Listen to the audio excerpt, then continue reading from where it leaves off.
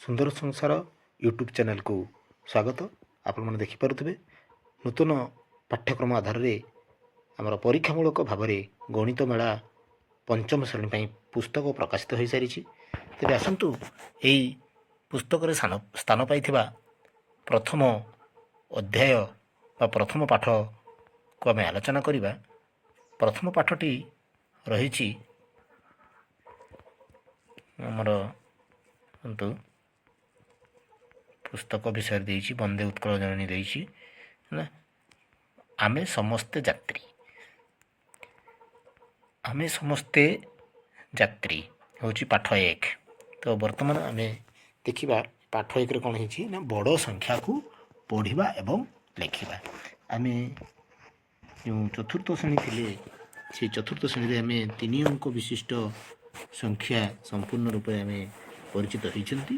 ତ ବର୍ତ୍ତମାନ ପଞ୍ଚମ ଶ୍ରେଣୀରେ ଆମେ 4 ଅଙ୍କ ବା ତା'ଠାରୁ ଅଧିକ ସଂଖ୍ୟା ସମ୍ପର୍କରେ ଜାଣିବା।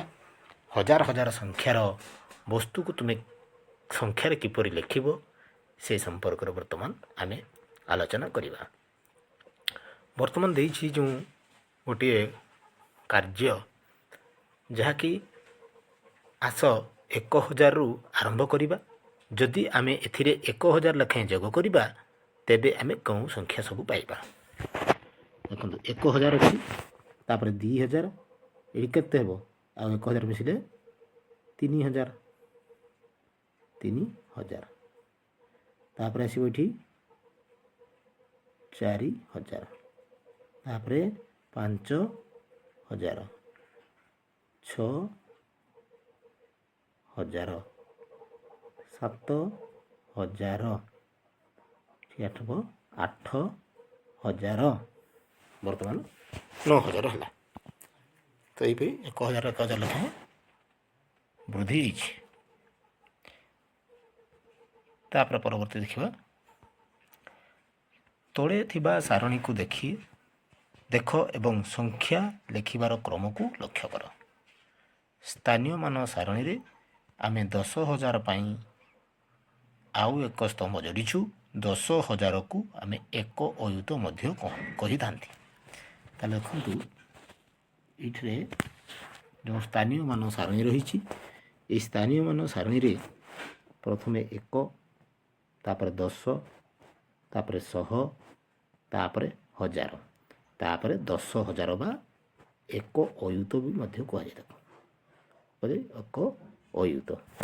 ଦେଖ 1 ଏଠି 1 କଲେ 1 ରହିଲେ, 1 10 କଲେ 1 10 ଯେ କେତେ 10, 100 କଲେ 100, 1000 କଲେ 1000 ସ୍ଥାନୀୟ ଅଙ୍କରେ 1 ଲେଖିବା, ଆଉ ଅନ୍ୟ ସବୁ ସ୍ଥାନରେ ଆମେ 0 ଲେଖିପାରିବା। 10000 ବା ଏକ ଅୟୁତରେ ଆମେ ଅୟୁତ ଘରେ 1 ଲେଖିଲେ, ତାପରେ ଅନ୍ୟ ସ୍ଥାନମାନଙ୍କରେ ଆମେ ସବୁ 0 ଲେଖିଲେ, ବା ଏଇ 10000କୁ ଆମେ ଅକ୍ଷରରେ ଏହିପରି ଲେଖିପାରିବା 10000 ଏବଂ ସଂଖ୍ୟାରେ ତାକୁ ଏପରି ଲେଖିପାରିବା। ବଡ଼ ବଡ଼ ସଂଖ୍ୟାକୁ ଆମେ ଏହିପରି ଭାବରେ କମାର ବ୍ୟବହାର କରିକି ଆମେ ଲେଖିପାରିବା। ତେବେ ଆସନ୍ତୁ ବର୍ତ୍ତମାନ ଦେଖିବା 10000କୁ ଆମେ କିପରି ବଡ଼ ସଂଖ୍ୟାକୁ କମା ସାହାଯ୍ୟରେ ଲେଖିବା। ଦେଖନ୍ତୁ 1000, 10000 ମାନେ କ'ଣ? 1000 କରି 10ଟି 1000। ଦେଖ 1000, 2, 2000, 3, 3000, 4 ହେଲେ 4000, 5 ହେଲେ 5000, 6 ହେଲେ 6000, 7 ହେଲେ 7000, 8 ହେଲେ 8000, 9 ହେଲେ 9000, 10 ହେଲେ 10000। ଏଇ ହଜାର ମିଶିକି 10ଟା ହଜାର ମିଶିକି କେତେ ହେଲା ଆମର 10000।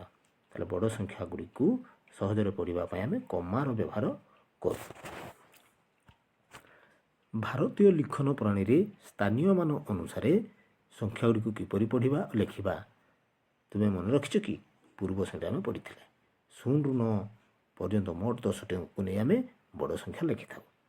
ଯେପରି ଉଦାହରଣ ସ୍ୱରୂପ ଆମେ ଦେଖିବା, ଏଇଠି ଗୋଟେ ଦେଇଛି ସଂଖ୍ୟା, ଯାହାକି ଆମେ ଦେଖିପାରୁଥିବେ 1380। ୟାକୁ ଯଦି ଆମେ ବିସ୍ତାରିତ ରୂପରେ ଲେଖିଲେ କ'ଣ ହେବ? 1000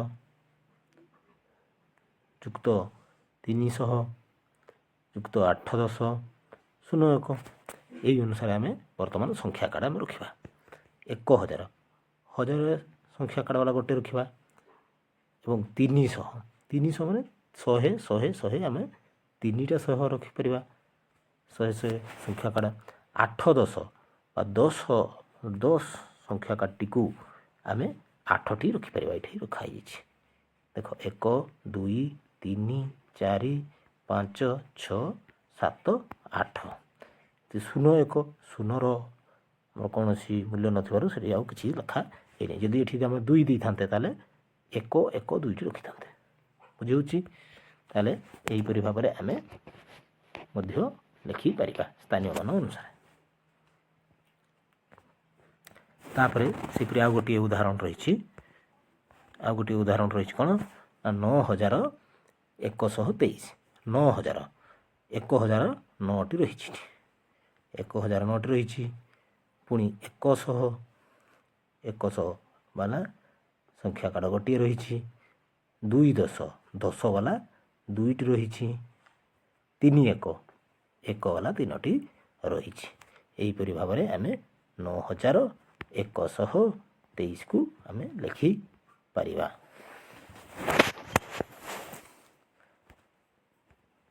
ତାପରେ ଦେଖିବା ଯେ 10000ରୁ ବଡ଼ ସଂଖ୍ୟାକୁ କିପରି ଆମେ ପଢ଼ିବା ଆଉ ଲେଖିବା ହେଲା। ତାହେଲେ ବର୍ତ୍ତମାନ ଆମେ 10000ରୁ ଦେଖିବା। ଏଠି ଏପଟେ ରଖିବା ଆମେ କ'ଣ ସଂଖ୍ୟା କାର୍ଡ଼, ଏପଟେ ଲେଖିବା ସଂଖ୍ୟାଟିକୁ, ଏପଟେ ଆମେ ସ୍ଥାନୀୟ ମାନ ଅନୁସାରେ ଲେଖିବା 1 10 100 1000 10000 ବା 1 ତାପରେ ଏଇଠି ଆମେ ସଂଖ୍ୟା ନାମ ଲେଖିବା। ଠିକ୍ ଅଛି। ତାହେଲେ ସଂଖ୍ୟା କାର୍ଡ଼ 10000 ବାଲା ସଂଖ୍ୟା କାର୍ଡ଼ ଗୋଟେ ନେଲେ ଆଉ 1 ଗୋଟେ କାର୍ଡ଼ ନେଲେ। ତାହେଲେ ଏଇଟା କେତେ ହେଲା 10000 ଆଉ 1 ହେଲା। ତାହେଲେ ୟାକୁ ଆମେ ଲେଖିପାରିବା 10001 ବା ତାକୁ ଆମେ ଯଦି ସାରଣୀରେ ଲେଖିବା କେମିତି ଲେଖିବା 1 10 100 ଲେଖିଲେ ନା 10000 ଜାଗା ସିଧାରେ ଆମେ କ'ଣ ଲେଖିବା 1 ଲେଖିବା। ତାପରେ ଅନ୍ୟ ସ୍ଥାନ ଗୁଡ଼ାରେ ସବୁ ଶୂନ ଲେଖିବା।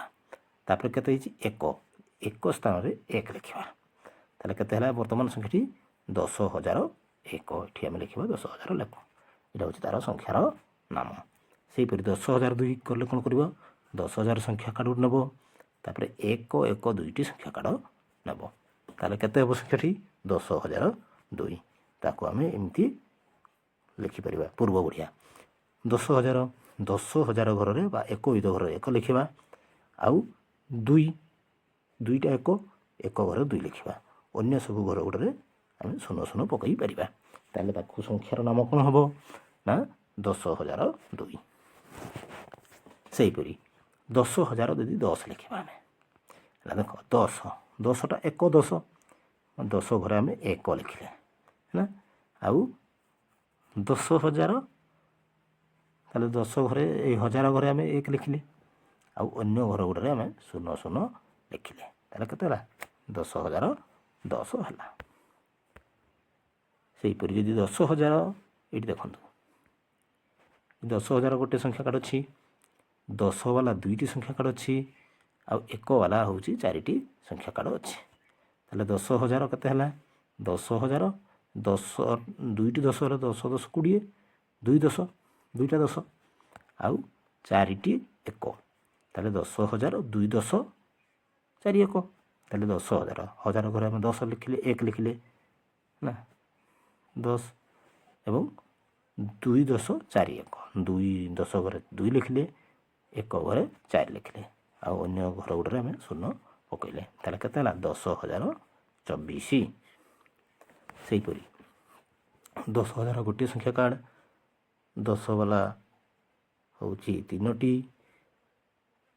ଆଉ 1 ବାଲା 1 ହେଉଛି 3ଟି।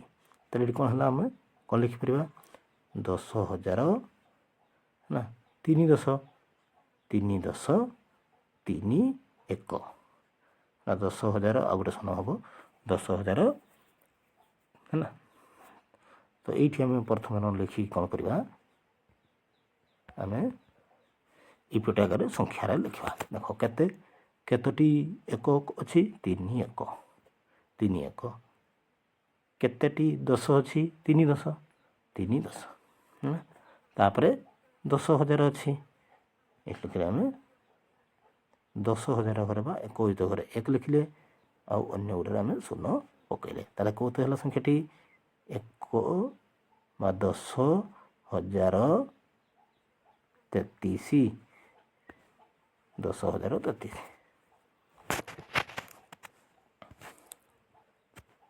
ପରବର୍ତ୍ତୀ ଦେଖନ୍ତୁ 10,000 ଗୋଟିଏ କାର୍ଡ଼, 100 ବାଲା ଅଛି ଆମର 4ଟି କାର୍ଡ଼,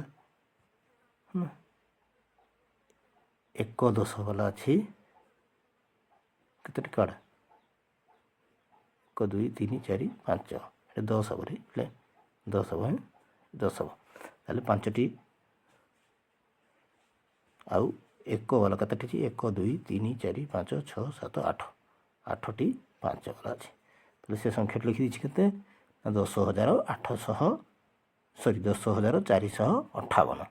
ଦେଖନ୍ତୁ କେମିତି ଲେଖିବା ଆମେ ପ୍ରଥମେ 1 ଅଙ୍କ ଆଉ ଲେଖିବା। କେତୋଟି 1 ଅଛି? 8ଟି 1। 1କୁ ଘରେ ଆମେ 8 ଲେଖିଲେ ହେଲା। ତାପରେ 10 ବାଲା କେତୋଟି ଅଛି? 10ଟା ବାଲା 5ଟି ଅଛି। ହେଲେ 5 10ଙ୍କ ସ୍ଥାନରେ ଆମେ 5 ଲେଖିଲେ। 100 ବାଲା କେତୋଟି ଅଛି? 7ଙ୍କ ସ୍ଥାନରେ କେତେ ଲେଖିବା? 4 ଲେଖିବା ହେଲା। 7ଙ୍କ ସ୍ଥାନରେ ଆମେ 4 ଲେଖିବା। ତାପରେ କ'ଣ ଅଛି ନା 10,000 ଅଛି। 10,000 ଘରେ ଆମେ 1 ଲେଖିଲେ, ଆଉ ହେଲେ 10,000 ହେଲା। ତାହେଲେ ସଂଖ୍ୟାଟା ହେଲା 10,458।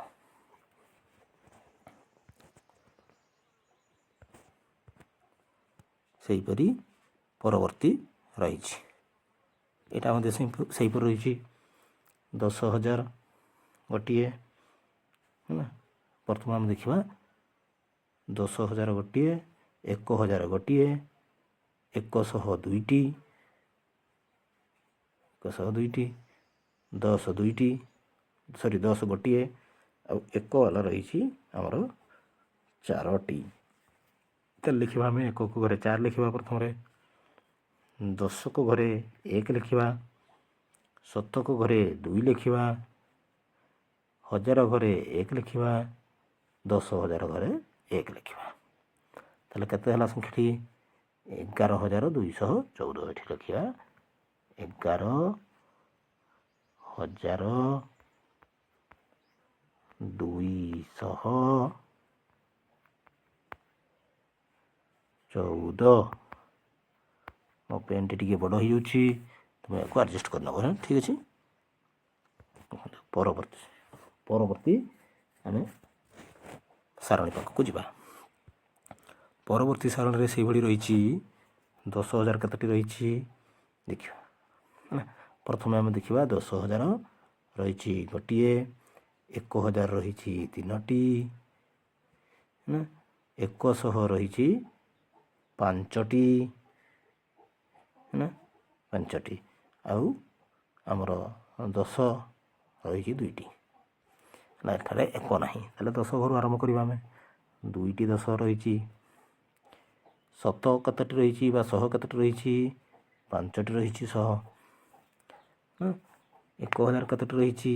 1,000 ରହିଛି 3ଟି, ଆଉ 10,000 ରହିଛି ଗୋଟିଏ। ତାହେଲେ ଗୋଟିଏ ଘର ଗ୍ୟାପ୍ ରହିଲା, ଏଠି ଆମେ କ'ଣ କରିବା? ଶୂନ ଦେଇଦେବା। ତାହେଲେ କେତେ ହେଲା ସଂଖ୍ୟାଟି? 13,520। ଏଇଠି ଯାହା ଯେଉଁଟା ବାହାରିଲା ଏଇଠି ଦେଖ ଲେଖା ହେଇଛି 13,520। 13,520, ଠିକ୍ ଅଛି। ସେହିପରି ପରବର୍ତ୍ତୀ ଦେଖିବା, ଏଠି କ'ଣ ଅଛି? 10,000 ଅଛି, 10,000 2ଟି ଅଛି। ତାହେଲେ 10,000 ଜାଗାରେ ଆମେ କ'ଣ ଲେଖିବା? 10,000 ଜାଗାରେ 2 ଲେଖିବା। 2ଟି 10,000 ଅଛି, ଆଉ କୌଣସି ସଂଖ୍ୟା ନାହିଁ, ତେଣୁ ଅନ୍ୟ ସଂଖ୍ୟାରେ ଆମେ କ'ଣ ବସେଇଲେ?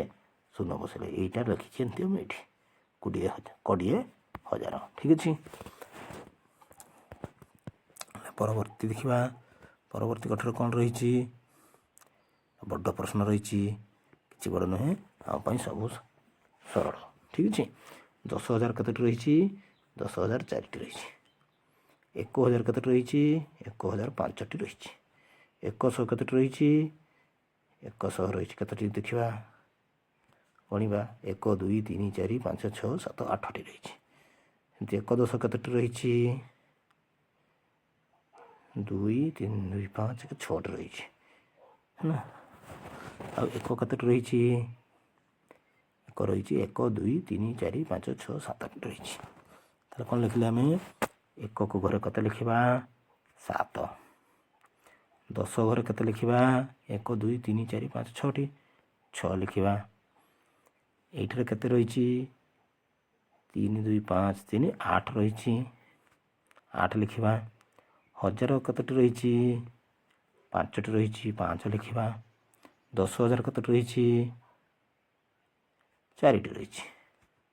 ତାହେଲେ କେତେ ହେଲା? 45,000। ଆମେ କେଉଁଠି କମା ଦେବା? 1 10 100 1000 ଘରେ ଆମେ କମା ଗୋଟେ ଦେବା ହେଲା। ତାହେଲେ କେତେ ହେଲା? 45,867। ତାହେଲେ ଲେଖିଦେବା ଏଠି ଆମେ 45,867। ଠିକ୍ ଅଛି। ପରବର୍ତ୍ତୀ କ୍ୱେଶ୍ଚନ୍ ଦେଖିବା। ଆସ ତାପରେ ଆମେ କରିବା ଆସ ଏହି କାମଟିକୁ କରିବା। ଠିକ୍ ଅଛି। ସଂଖ୍ୟା ଗୁଡ଼ିକର କ୍ରମ ଦେଖି ଶୂନ୍ୟସ୍ଥାନ ପୂରଣ କର। ଶ୍ରେଣୀରେ ପିଲାମାନଙ୍କ ସହିତ କ୍ରମଟିକୁ ଆଲୋଚନା କର। ଆଚ୍ଛା ଠିକ୍ ଅଛି। ଦେଖ 456 ଥିଲା। ଏଇଠି କେତେ ଅଛି? 567। ତ ଏଇ 456 ଆଉ 567 ଭିତରେ ସମ୍ପର୍କ କ'ଣ ଅଛି ଆମେ ଦେଖିବା। ଠିକ୍ ଅଛି। ତାହେଲେ କ'ଣ ହେଇଛି କହିଲ? ନା 456 ଦେଖ 4 ଏଠି ଅଛି 5 ହେଲା। 5 ଏଠି ଅଛି 6 6 ଏଠି ଅଛି 7। ଅର୍ଥାତ୍ ପ୍ରତ୍ୟେକ ଅଙ୍କରେ 1 1 ଯୋଗ କରାଯାଇଛି ହେଲା। ବା 456ରେ ଆମେ କେତେ ଯୋଗ କରିଛନ୍ତି? 111 ଯୋଗ କରିଛନ୍ତି। ଦେଖ 6ରେ 1 ମିଶିଲେ 7 5ରେ 1 ମିଶିଲେ 6 ଏବଂ 4ରେ 1 ମିଶିଲେ 5 ଯୋଗ କରାଯାଇଛି। ସେହିପରି ତାହେଲେ ଯୋଗ କରିବା ଆମେ। ଠିକ୍ ଅଛି। ଦେଖ 456 567 668 ଏହାକୁ ଯୋଗ କରିବା ଏଠି। ତାହେଲେ 6ର ପରବର୍ତ୍ତୀ 7 ଏଠି ଆମେ ଯୋଗ ନ କରିକି ଆମେ କରିପାରିବା। 7 ପରବର୍ତ୍ତୀ 8 8 ପରବର୍ତ୍ତୀ 9 9 ସେହିପରି ଏଠି 7 ହେଲା। ଏଠି ହେବ କେତେ? 8 8 ପରବର୍ତ୍ତୀ 9 9 ପରବର୍ତ୍ତୀ 10 ହେଲା। ଭୁଲ ହେଇଗଲା। ଦେଖ ତାହେଲେ ଆମେ କ'ଣ କରିବା? ଏଇଠି ଯୋଗ କରିବା ପାଇଁ ପଡ଼ିବ ଆମକୁ। ଠିକ୍ ଅଛି। ତାହେଲେ 789ରେ ଆମେ 111 ଯୋଗ କରିବା ହେଲା। 9ରେ 1 ମିଶିଲେ 10 0 ରଖିଲା 1 8 1 9 1 10 0 ରଖିଲା 1 7 2 9। ତାର କେତେ ହେଲା? 900 ହେଲା। ପୁଣି 900ରେ କ'ଣ କରିବା? 111 ଯୋଗ କରିବା। ଦେଖ 0ରେ 1 ମିଶିଲେ 1 0ରେ 1 ମିଶିଲେ 1 9ରେ 1 ମିଶିଲେ 10। ତାର କେତେ ହେଲା? 10,011 10,011 ହେଲା।